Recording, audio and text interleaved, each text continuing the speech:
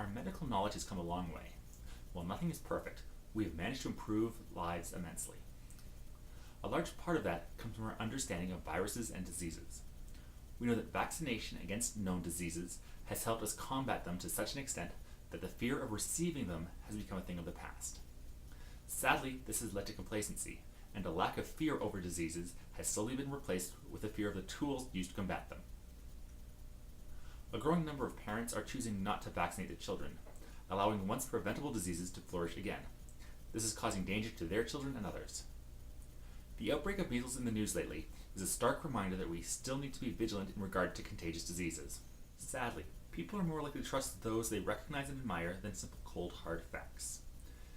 Many are more easily swayed when a celebrity who they see all the time in the media says something, compared to facts that come from a scientist or doctor they have never heard of, regardless of the qualifications of either group.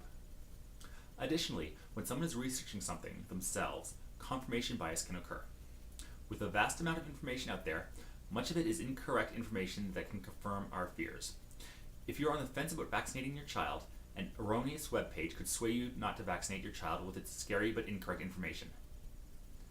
It boils down to, I recognize this person, or I'm finding a place that already agrees with me, therefore I trust what they say, against, I don't know this person, or I don't like what they have to say, so I do not trust what they are saying. When discussing health, doctors are the experts in their field, and should be the ones people listen to about medical decisions.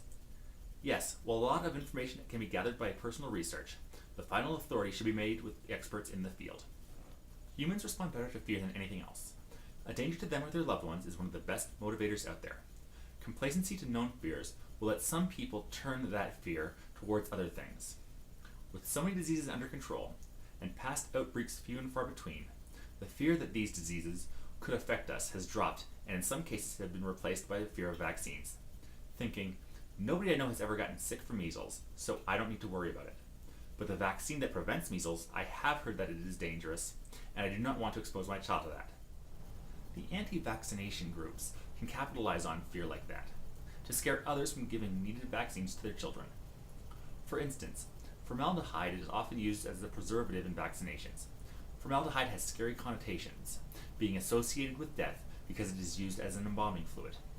The anti-vaccination groups have been quick to jump onto this scary fact to convince many people not to give the needed shots to their children.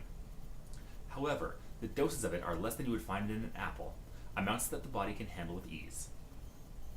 They also use the term live virus, which, while technically true, also sounds quite scary, especially when it is something being injected into your child. These vaccines use a pathogen that has been weakened but still viable. This will give the body a chance to develop a resistance to it without it becoming dangerous to the host. But the idea of injecting a living virus into a body, especially your child, seems counterintuitive and even scary. The anti-vaccination movement relies on these scary-sounding processes to keep parents who may be uninformed from giving their children the protection they need. In the news lately, there have been over 70 cases of measles in over 6 states, all of which could be traced starting to the Disneyland exposure in December of 2014. In fact, in 2014, there have been 635 cases of the measles reported in the US, which is more than the past 4 years combined. While correlation does not always equal causation, it must be noted that the increase in measles outbreaks matches the increase of parents refusing to vaccinate their children.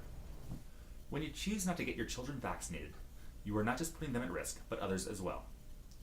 Not everyone develops a resistance to diseases when vaccinated, and there are more than a few children who could not get vaccinated for health reasons. This means that when your child becomes a carrier due to your choice not to get them vaccinated, they can pass it on to others who could not be vaccinated due to no fault of their own. Measles, for example, has a 90% infection rate, and not every vaccine is enough to protect everyone, which is why 2 shots are normally administered. This is better, but not perfect protection.